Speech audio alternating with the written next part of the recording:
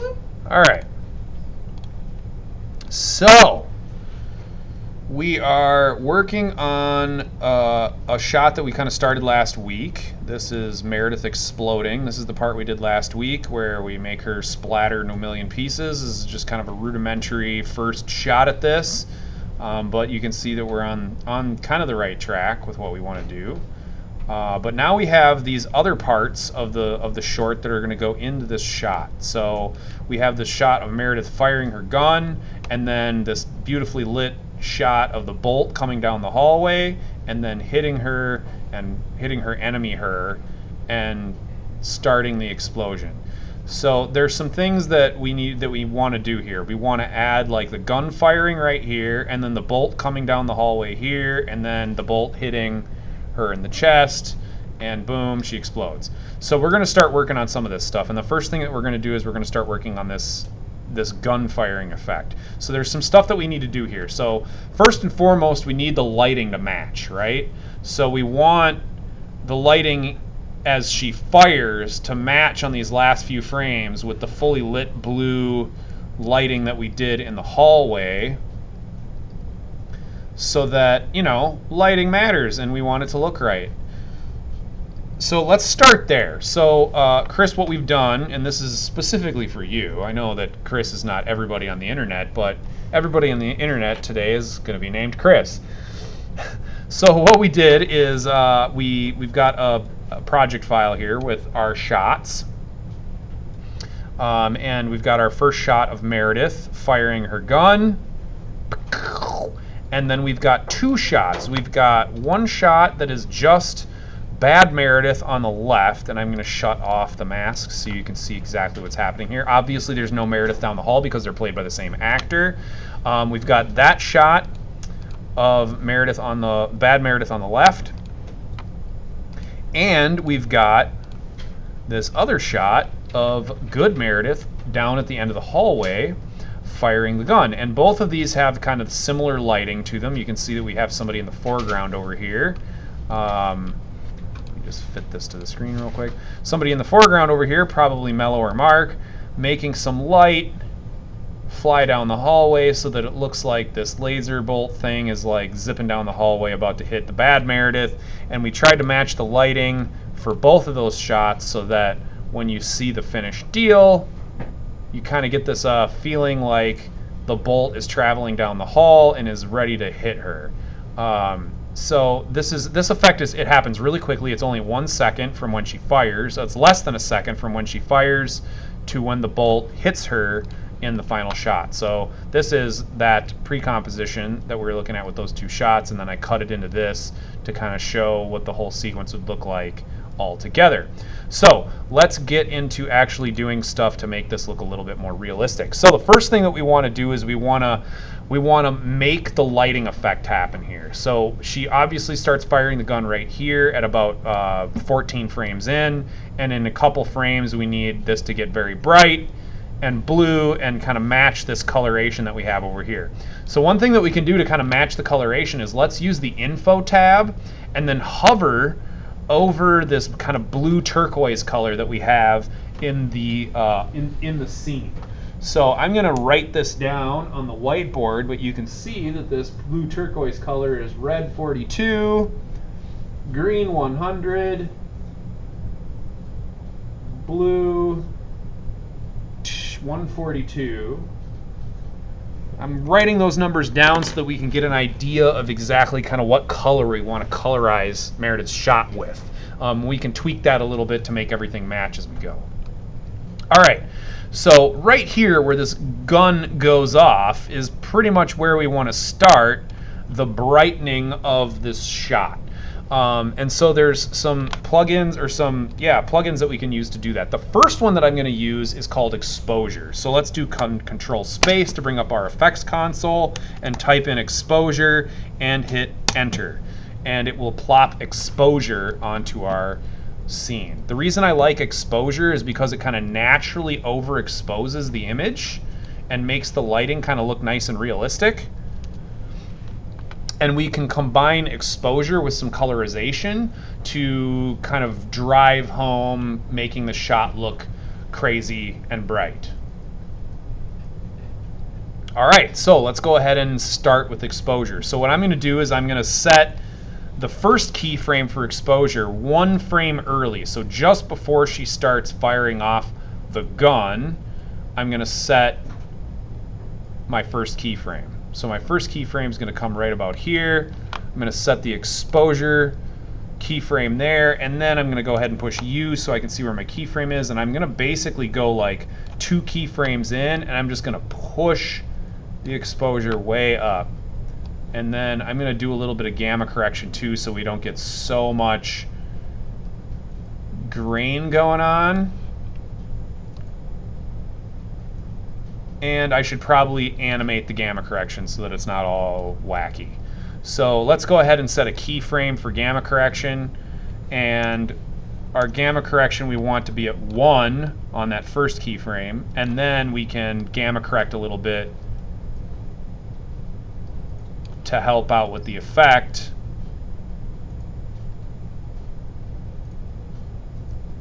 As we move forward. So it's going to get a little crazy and grainy, but that is okay. One of the things we might do to this shot to help that out is maybe add some fake camera shake to this, so the blur will help kind of like hide all of that graininess. But here we go. So we overexpose the image, and then we need to colorize this, right? So let's go ahead and start that as well. So let's do a control space to bring up our effects console. Oh, and Chris, by the way, we've installed some Video Copilot plugins. Effects Console is one of those, and we're using Effects Console to apply effects now, which is really fun. All right, so we have Effects Console. Hue saturation is the next one we want to apply. Go ahead and hit Hue and then hit Enter, and it will apply it to the layer. Make sure you have your layer selected when you do this. And then what we're going to do is we're going to go ahead and set this to colorize. Oh wait, can I do this? I might need to make a new layer for this.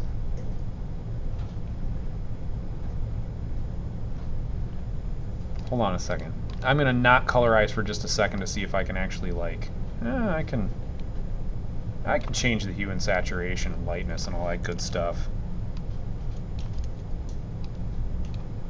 If I want to make this that kind of turquoisey color. I don't know how to set keyframes with the exposure. So you just set the keyframe in the exposure window right here, just like any other keyframe. Put your CTI where you want your first frame to go, click the button, move to where you want the next frame to go, click the button.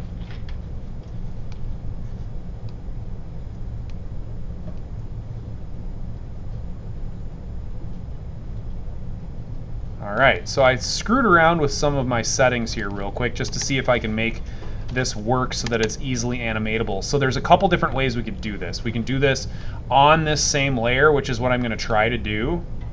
And we might use some layer solids and things like that too. So, well, that's actually an option. So if we wanted to do this and we wanted to use our reference color that we wrote down, we could just add a new layer solid. So let's go ahead and do that. We'll add a new layer solid. We'll go into the solid color, and then where the RGB values are, we'll write down our RGB values for that turquoise that we used. And you want to do all 3. So we got 42, 100, and then 142, I believe. Yes. And that will give us our kind of teal color. And I'm going to brighten this up a little bit, so it's going to be in the same space, but it's going to be a little brighter, and I'm going to saturate it just a little bit more, and click OK. And then I'm going to say blue color and click OK. And then what we can do is we can just edit that in only where we need it. So we know we only need it for a few frames here before we go to our next part of the effect shot. And we can play around with some blending modes on this bad boy and see what we get. Like if we set this to screen, or you get this nice bright blue color. So it might be a good thing. We might make this kind of a combo effect where we use a few layers. Try soft light. That actually looks pretty nice. Hard light. See what some of these look like. Overlay. Overlay looks pretty good. And then what we can do is we can kind of like transition this in with a little opacity change. So we can set the opacity from 0 to 100 on an overlay layer, and now we get this nice kind of blue color that helps tie these two shots together. I'm not huge on the grain, but it's only up for 2 frames. Let's see it in real time. Yeah, you're never going to pick the grain off.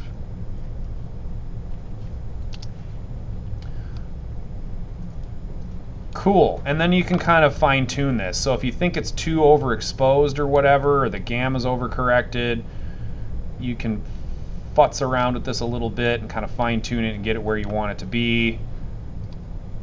I think the overlay is working really well to just help bring the color in. It might actually be too saturated, so I can go back into that blue color and desaturate it a little bit to help it match a little better.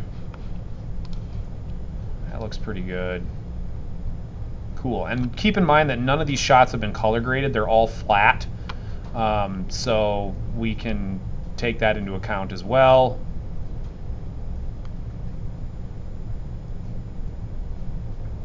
Okay. So now we've got the part where the thing where it lights up. And I might actually make this take one more frame. Yeah, I like that. That way the last frame you see before we cut to the next shot is nice and bright, and we get this nice ramp that I think will go along well with the rest of the shot. I'm just going to check the actual shot here real quick.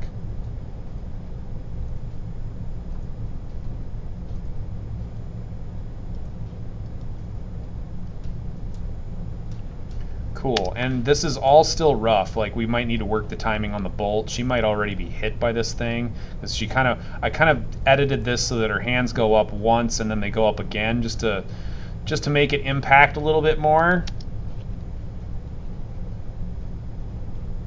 All right, so we've got the lighting effect is looking pretty nice.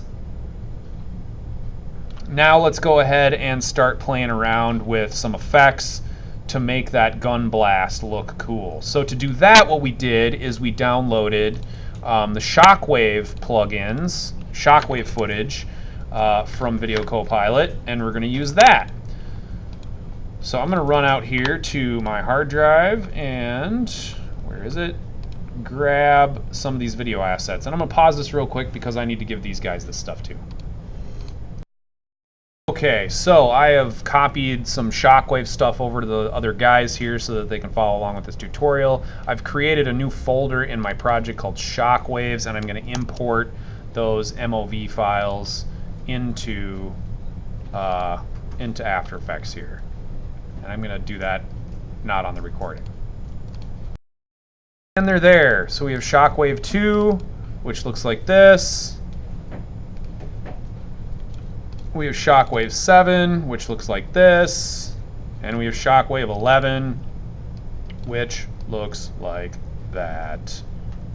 Very cool. Okay, so now what we want to do is we want to take those shockwaves and we want to like defocus them and put them at the front where the gun goes off, so that we can start making this look like a crazy fireball has come out of the end of her weapon. And we're going to do that same effect here on this shot. The shockwaves are just going to kind of be dissipating down there, and these are only up for brief amounts of frames, so it's going to be a really quick effect. We're going to make these shockwaves hit super hard when the lighting starts to come up.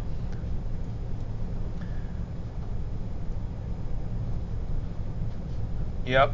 Alright, cool. So let's get in this and start playing around with these things. Okay, so what I'm going to do is I'm going to take the blue color layer and this layer of, I thought I actually named these, but I guess I did not. I'm going to call this Meredith Shoots. Name your layers, folks. It makes everything easier. I'm going to figure out which layer this is, and then I'm going to name that. So that's Good Meredith at the end of the hallway.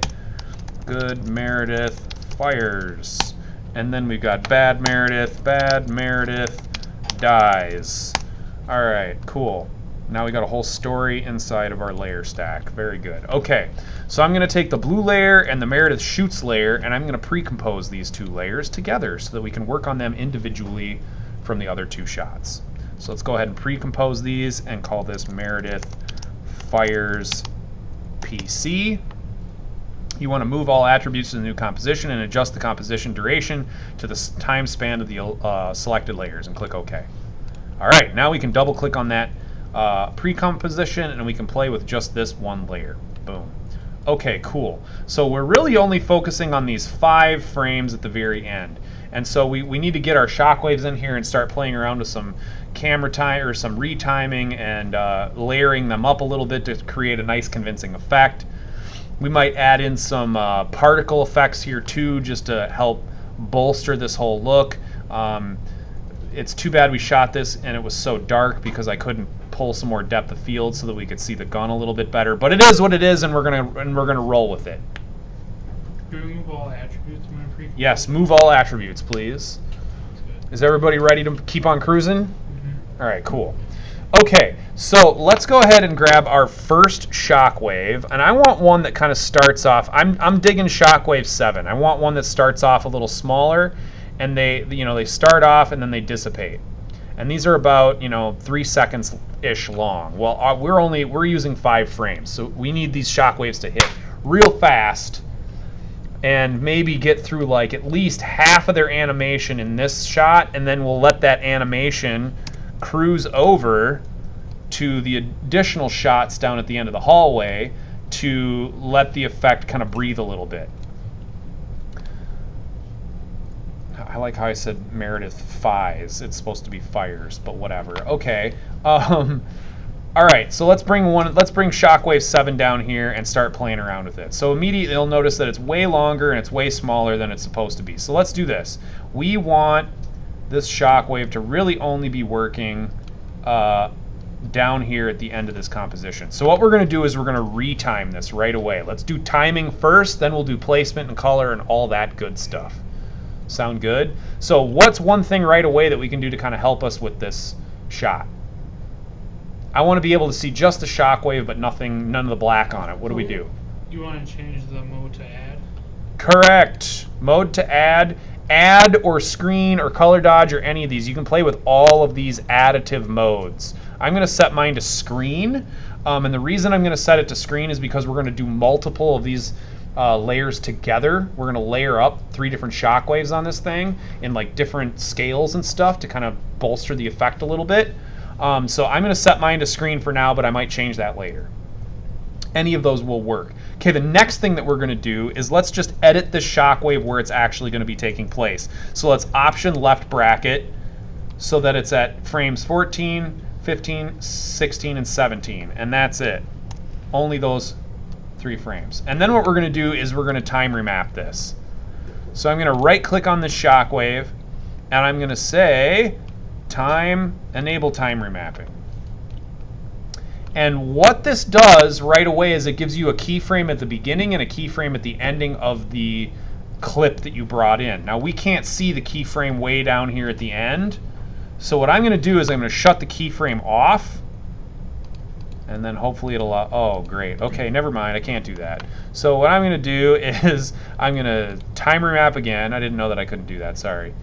And I'm going to say time remapping, and then what I'm going to do is I'm just going to click a keyframe right there at the beginning of my shockwave, and I'm going to set it to 0.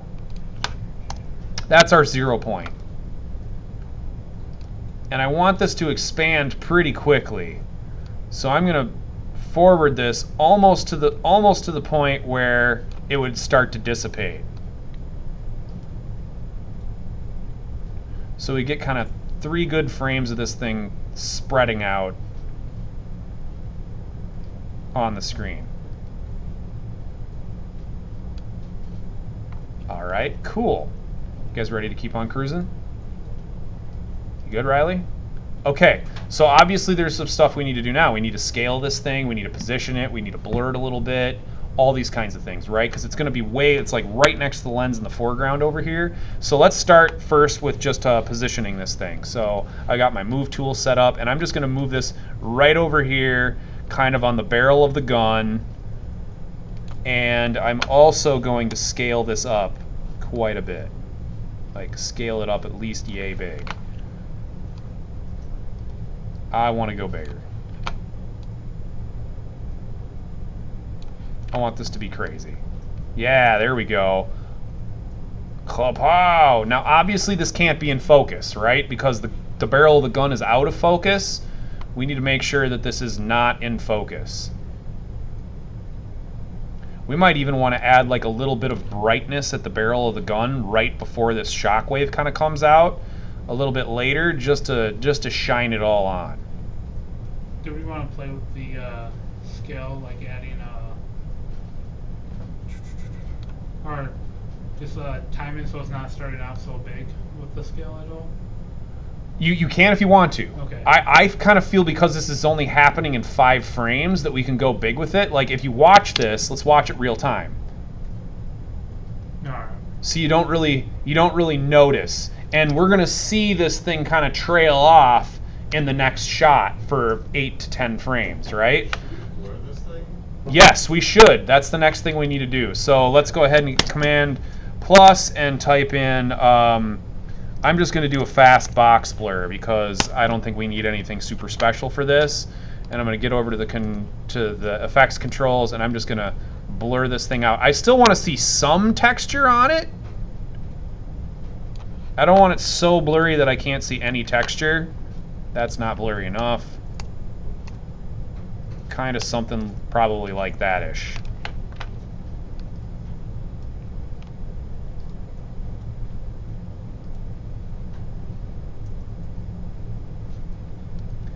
So another thing that we could do to kind of, help this effect out a little bit if we really wanted to get nuts with this is we could maybe have the like some kind of little glowy lights or something on this gun, make it look like it's charging or like she's about to shoot. Like maybe there's a little like sound effect at the front, and then it charges up a little bit, and then kapow, she fires it. We'll see how far we can get here in the next 30 minutes. All right, so we've got our first shockwave laid in. So the next thing I want to do on this shockwave is I'm actually going to change the transparency of this thing a little bit. I'm going to back the transparency way off. So one of the other things I want to do here is I kind of want to adjust the shockwave so it's not sitting flush to the screen, right? Her gun is at an angle to the lens, so I kind of want to take this shockwave layer and make it a 3D layer and just angle it ever so slightly so that it looks kind of right when it's coming out of the barrel of this gun, right? So let's make that shockwave 7 a 3D layer, and then let's just rotate it a little bit on the y-axis. I'm rotating it like negative 10 degrees ish. In fact, you can probably just look at the Z arrow. See that blue arrow right there? See the way that the arrow's pointing? If you shut this layer off in terms of visibility, like let's set the transparency to 0, but we can still see the arrow. If we make that arrow kind of match the barrel of the gun, it's going to help our shockwave match the look of match the angle of the gun much better. And I know it's one of these things it's super duper subtle, but it's the little things that matter, guys. The devil's in the details.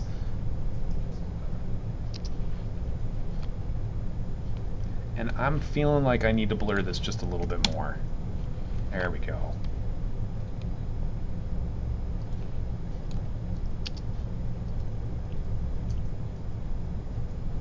Okay.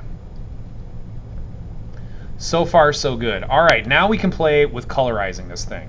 So let's do that next. So let's do Control Space again, and let's type in Vibrance for CC Color. VC Color Vibrance is the one that we want to use, and let's go ahead and click that. Now, Color Vibrance is awesome because it's a super quick way to add colorization to any black and white layers or mattes or anything like that that you might be using. And we can go ahead and click on the little color window and enter in our values for the color that we pulled off the wall, and use that to kind of guide us to getting this to be the right color.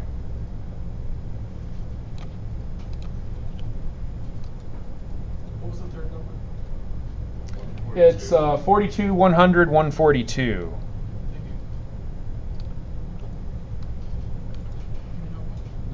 Are we trying to make it the same color as the background, or are we trying to change it up just a little bit? We could change the background, or we could change this. So in my personal opinion, I think we need to push the vibrance quite a bit and the brightness a little bit more, so it almost like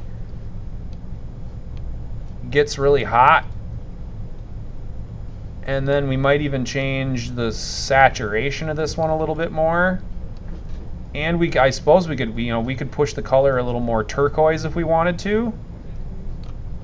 So something kind of like yay.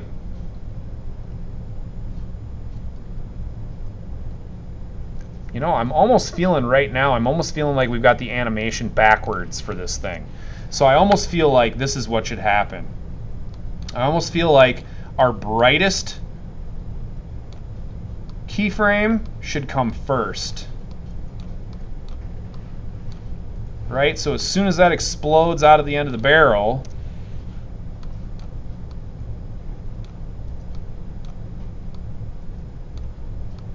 we get our bright keyframe, and then it kind of trails off, right? Doesn't that feel a little bit better? Except it's got to go from 0 exposure to full exposure. 0 gamma to full gamma, or 1 gamma, sorry, to full gamma in 1 frame. That's better. And it looks like we could probably push the exposure a little bit higher.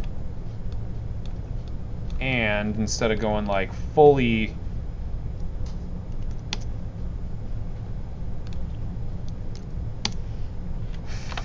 transparent on that blue layer, so it's nice and bright at the beginning, boom, and then it starts to dissipate over time. I think that's going to work a lot better. Yeah, it feels more impactful too.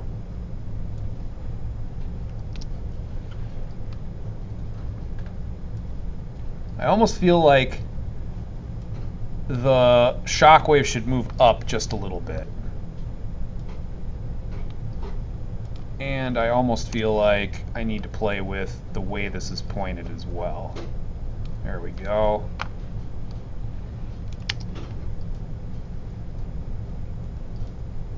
I like how she doesn't even blink like a Terminator.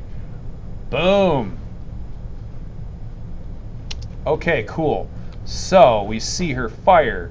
Pow. Shockwaves come out. All right, now, how can we make this a little bit more fun? Well, I think we could add additional shockwaves into them and change their scale, maybe change their color just a little bit. We could add in some particle effects to kind of help out with the bolt or blast coming out of the end of the gun, which I don't even know if we're going to need, seeing as how it would probably only be in frame for 1 frame.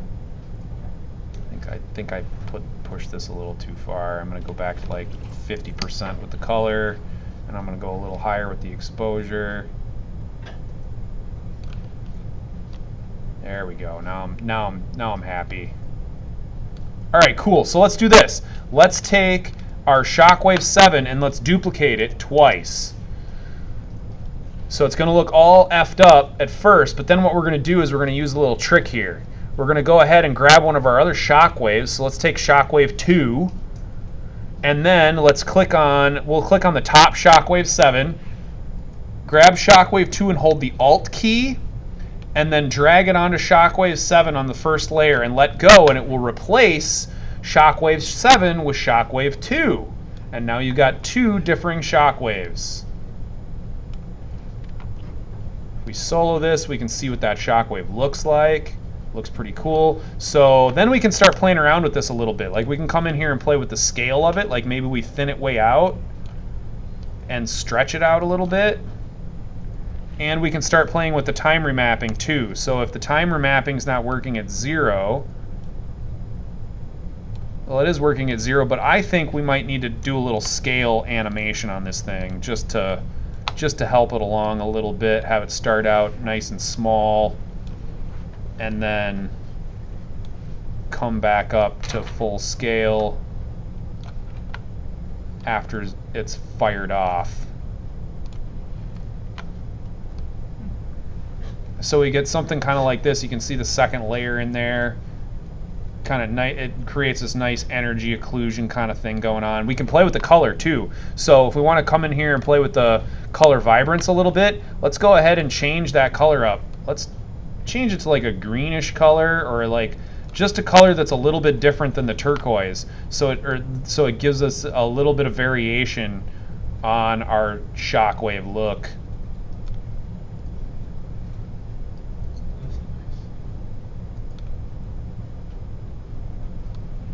And if we check this out again, you can see what it looks like in real time.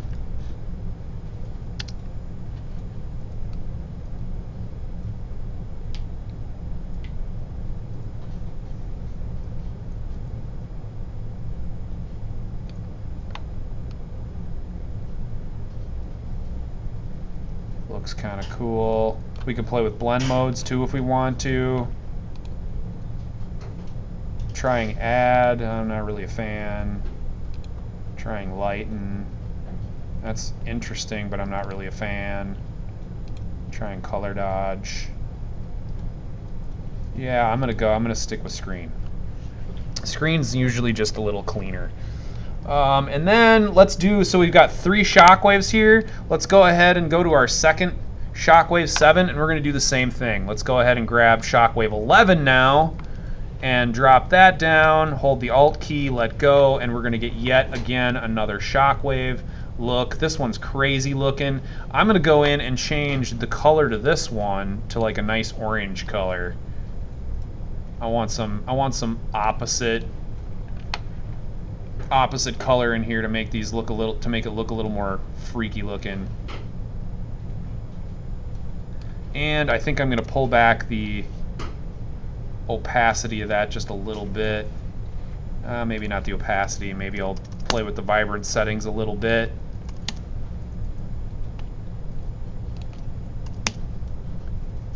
There we go, a little bit better blend on it.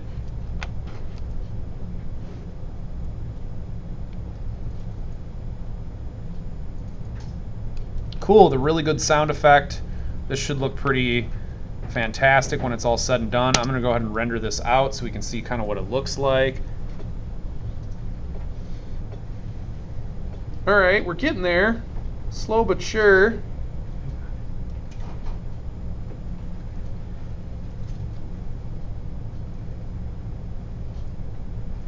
Cool.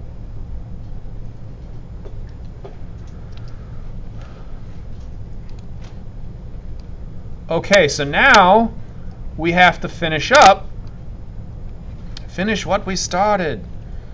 I'm going to go ahead and figure out exactly how many frames I need to do here. Okay, that is exactly how many frames I need to do here.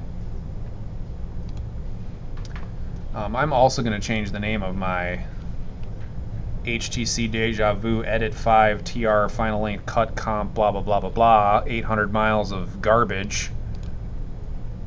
And I'm going to change this to Meredith fires at Bad Meredith. There we go.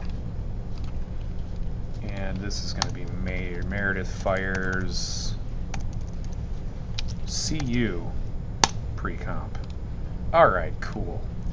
Okay, so now we've got to do similar stuff to that we just did to this layer right here, and we've got a few more frames to work with. So let's go ahead and do this. Let's take all of the shockwaves that we've already set up in this close-up, and let's copy them, and then let's go to the wide shot and just paste them right over the top.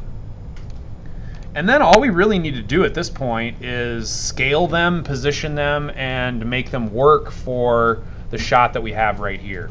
So let's go ahead and I'm gonna go in here, and first I'm gonna start with scale. So I'm gonna start with scale. I'm gonna scale these down quite a bit, and then I'm gonna go to position, and I'm gonna try to position these relatively close to where I want them to be. They're obviously not going to be that enormous, so I'm going to kind of go one at a time here. So this shockwave is super duper funky looking in terms of its scale. So I'm going to kind of fix this a little bit. Todd, did you pre-compose again? I did not pre-compose anything. Okay. All I did was copy and paste. And you just moved them down the timeline? Correct. Copy, paste, move down timeline.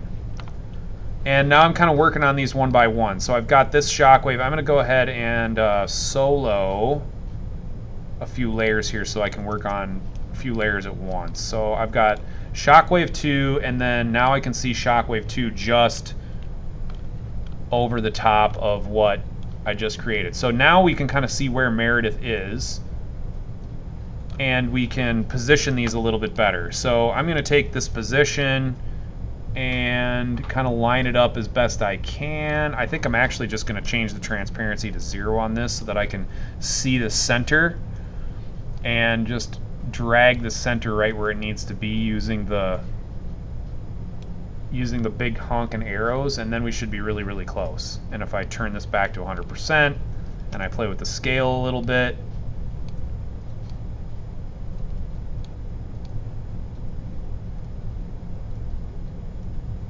oh, Z scale doesn't matter. That can be whatever.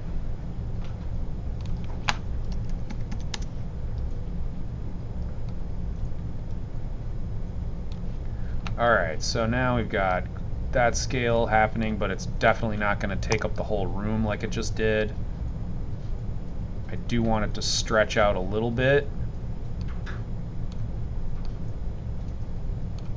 There we go. And I'm also going to lose the box blur on this so we can see a little clearer effect happening there. And I'm going to play with time remapping a little bit here too.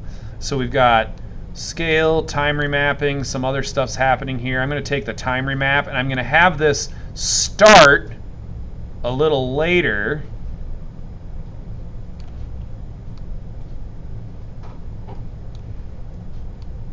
And go to where it basically like it starts fading out.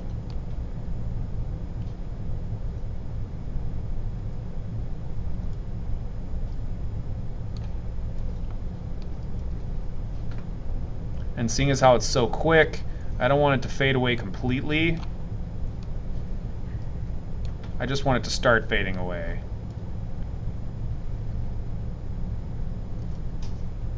And then I'm going to go ahead and look at this and see what it looks like in context.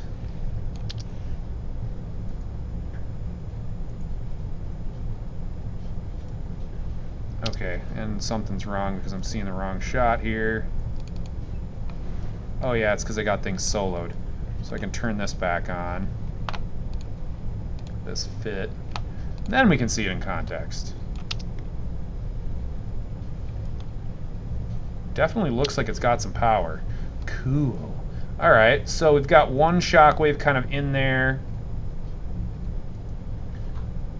I'm going to go ahead and keep on cruising here and just layer these bad boys up, brighten them up a little bit, I think, and play around with the way they look. We might need to add a little bit of grain to these to make them sink into the frame a little bit better, but it's definitely on the right track.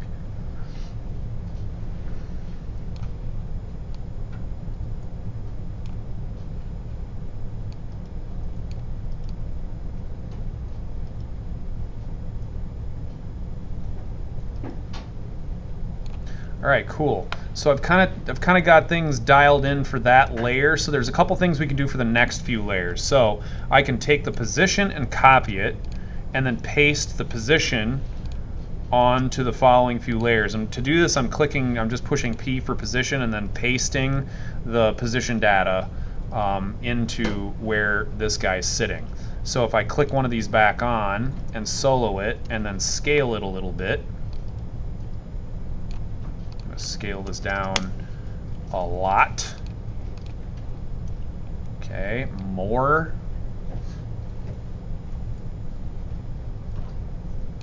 There we go. And remember, this is set up exactly the same as it was in the previous shot. So I'm going to do some time remapping work.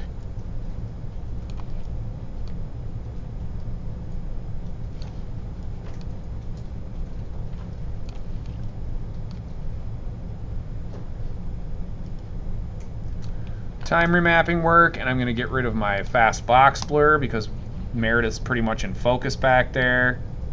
I love that this gun shoots such a huge blast of energy that you can't even see your face down at the end of the hallway. It's just crazy, bright, nasty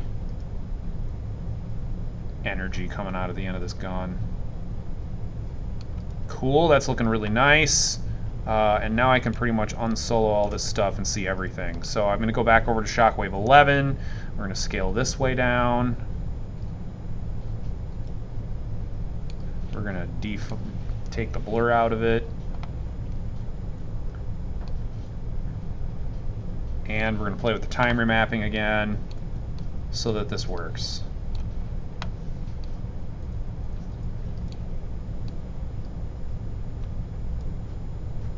I'm going to scale this even further.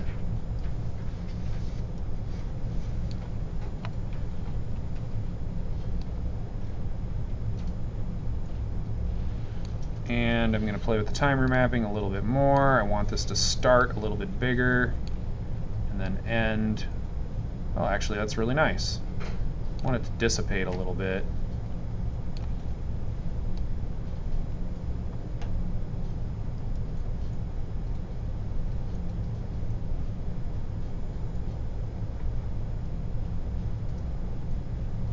Cool, and then let's save this and check it in context one more time.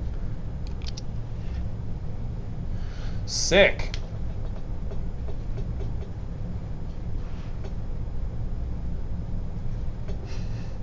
All we need now is a blaster bolt flying down the hallway, and we're there.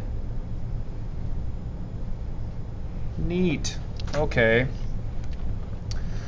So we are getting there. This is nice. So for those of you at home who don't know anything about this project, we did use practical lighting on this to get the hallway to light up the way that we wanted it to, so that things look a little more realistic, and it actually worked really, really well. The only thing we didn't remember to do was actually light her, but you know, when you're trying to shoot stuff in 10 minutes, things get missed, and that's what happened. So last week we made this little pulse blast thingamajiggy and added that into our shot. There's a little more work that I personally want to do here. Like I think I want this to hit faster. So it's maybe maybe we stretch this thing way out and it's only on the screen for like a couple frames, and then it hits her, and I want to try to like make it look like she's cracking, you know, like lights coming out of the cracks or something, and then she just goes spoosh and explodes into a million pieces.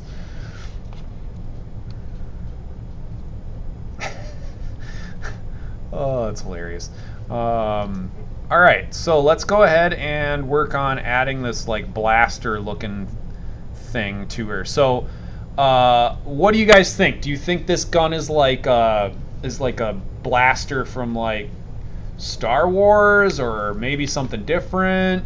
Do you like District 9, man. District 9? Okay, well, we're going to pause this for a second and do some reference work. So we've done a little reference work, and we've looked at District 9. So the kind of consensus in classes is that this is going to become basically like a straight line laser blast that comes out of the gun like in just a couple of frames. It's going to hit her, and we're going to get rid of this. And it's going to hit her, and then she's basically going to just like flash right here, and then piff, blow into a billion pieces. And then at some point we'll try to like do this right, where we like cut an arm off, cut the head off, you know, and have those pieces fly in bigger chunks, so that we can mix what we've done here with the shatter effect with some of the I mean, it looks like her skin's flying off right there, which is really funny. Mix that with what we've already done here with the shatter and the blood and all that good stuff. All right, so let's play around with this a little bit. So let's get back into that pre-comp. We'll set this to its proper scale. So we don't really need to see I mean, we can see it here. We probably should, but let's concentrate on these 5 frames for right now and play around with this a little bit to kind of make this effect what we want it to be.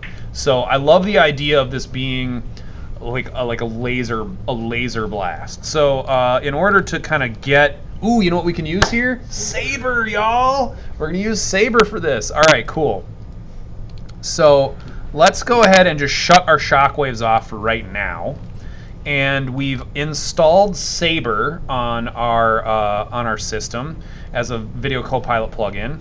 And so we're going to use Saber to kind of create the lighting effect for this. And I haven't played with Saber very much, so you'll have to forgive me if I'm rusty at getting into it.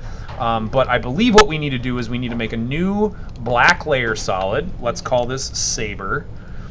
And we'll put our path of the Saber on this solid and overlay it with everything else. So let's make a black solid. Let's go ahead and just set the transparency to 0 for right now. And then let's alt left bracket, kind of cut this in where it needs to be, and right bracket, so that we can make this work. And I want this to be really, really fast. Like, it needs to fly across. So let's take our pen tool, make sure that we have Saber checked, and let's take our pen tool and zoom in to find where the beginning of this thing is going to be, which is like right here. And then zoom out and make the end point. I want it to kind of hit her high in the chest, so I'm going to have the end point be like so. And that, folks, is where we have to end for the day. So we've got our little line. We'll pick this up next week and keep playing with this section, and we will go from there.